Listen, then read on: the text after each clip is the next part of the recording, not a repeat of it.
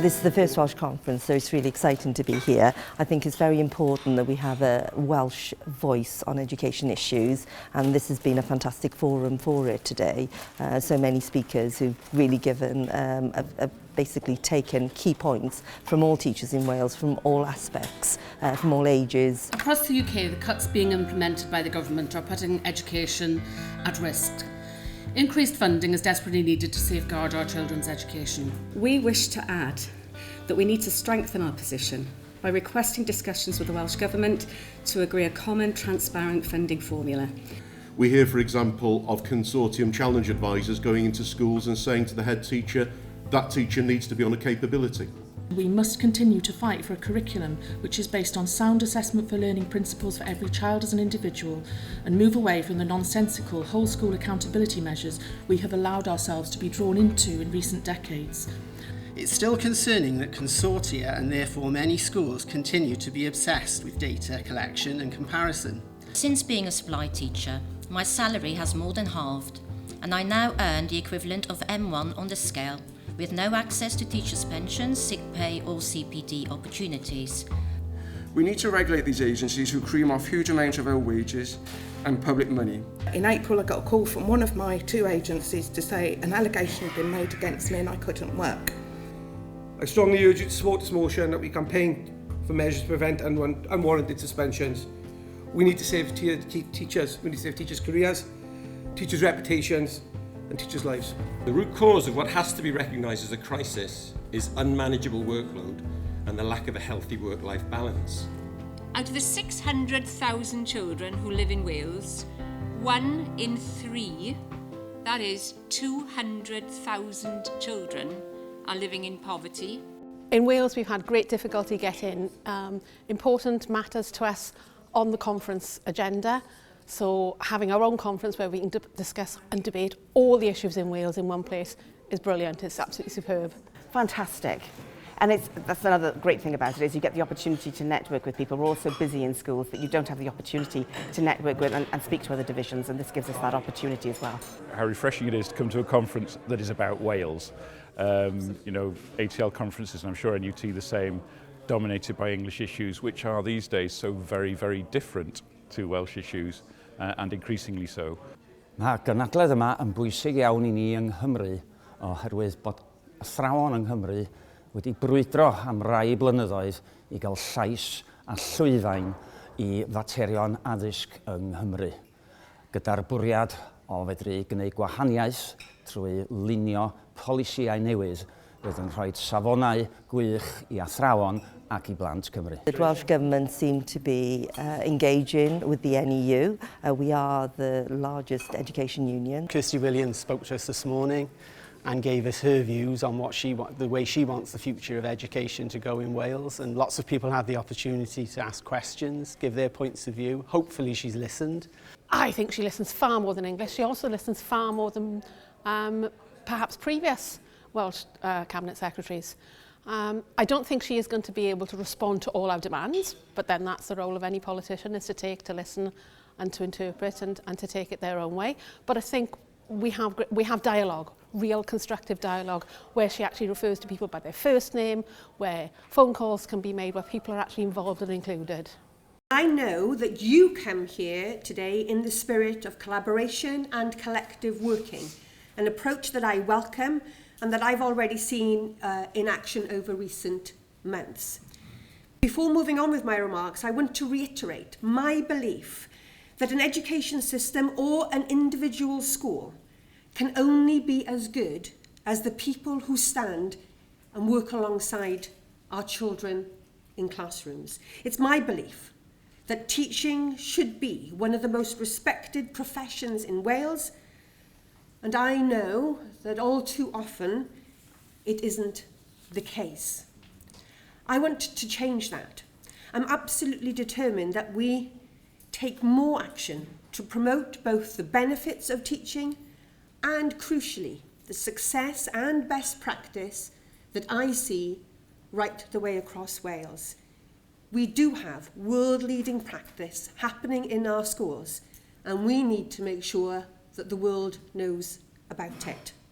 If a hospital is short of a nurse for a shift, They employ one, the nurse is paid directly. It would be unthinkable to pay them half of their normal rate of pay. Why is it acceptable to pay a supply teacher half the amount?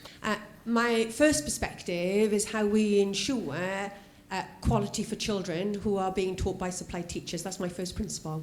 So, and we also then want to address issues of fair working arrangements for those who are in our schools as virtue of supply.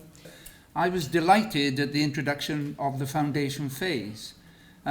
Great launch, great publicity, great hopes. Sadly, as we've been told this morning, only 25% of schools now feel that they can get near delivering anything like the quality of the foundation phase as it was planned when it set out. What assurances can you give us that our new curriculum will not go down the same road of great promise, great aims, but lack of funding to see the mission through? Actually, a true understanding of the pedagogy that belongs behind the foundation phase and how in some settings that hasn't been realised.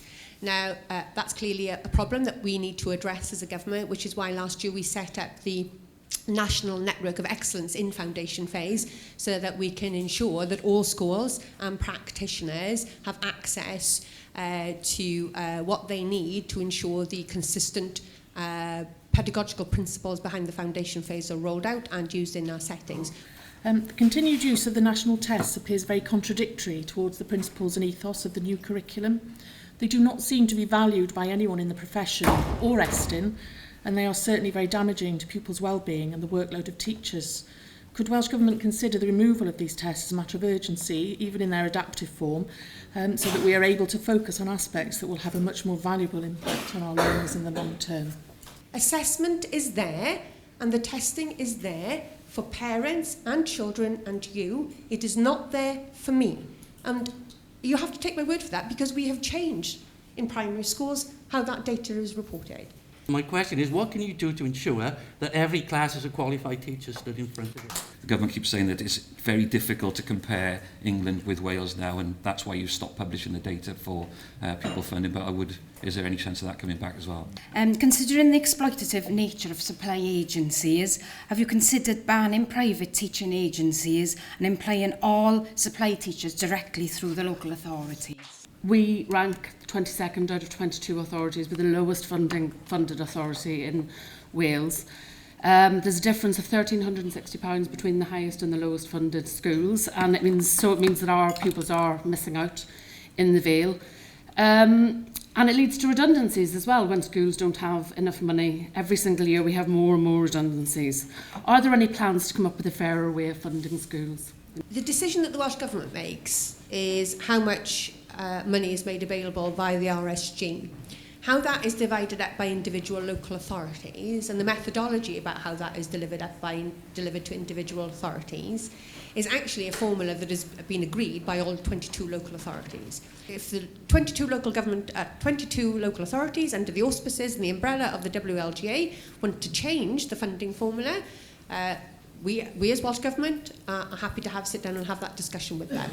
For many years, because of the very different ways in which spending is calculated in England and Wales, it has been nigh on impossible to make those comparatives. Although there was an independent study that was released in the summer that has given it a pretty good go, and he says that the spending gap has come down. That's primarily because reductions in budgets has happened more slowly here, and in England they've had a reduction in budget and they're having to teach more children, and therefore the spending gap is significantly lower than it once was. But that's if you can believe what they're spending in education in England. You may or may not be aware of the recent letter that was sent by the head of the statistics division to the DFE, where they pointed out that it was not ethical to be quoting in education spend figures private schools, fees. It was not ethical to be including in education spend figures loans to students. So, we just don't know, I think, with any huge certainty exactly what is being spent across the border in England. First of all, I'm not the employer. I'm not the employer. Individual schools and local authorities can make whatever arrangements they want for supply teachers in their schools. Unless you're in Newport. Well, Well, all I have to say is then you have to lobby the leader of the WAL, Debbie Wilcox, who is running your council, because those are decisions that the individual local authorities and indeed individual head teachers make. So individual head teachers can make their own arrangements. I would repeat what I said earlier. I have concerns about some of the practices in the sector. And that's why we're working very closely to ensure that the new procurement exercise is stronger than the previous procurement exercise, and that's why we will look to bring in statutory minimum standards for those working in that particular area. All classes should be led by a qualified teacher. Where that is not happening, I'd be very grateful to know about it. Thank you for being at the very first ever conference in Wales of the National Education Union. We have the ambition to shape the future of education in Wales, and we have the highest ambitions for education in Wales. I want to thank you for taking some challenging questions from people who are committed to young people and committed to their profession. I want to thank you for the ambition in your speech, when you talked about the world-leading practice in schools in Wales and wanting to celebrate that.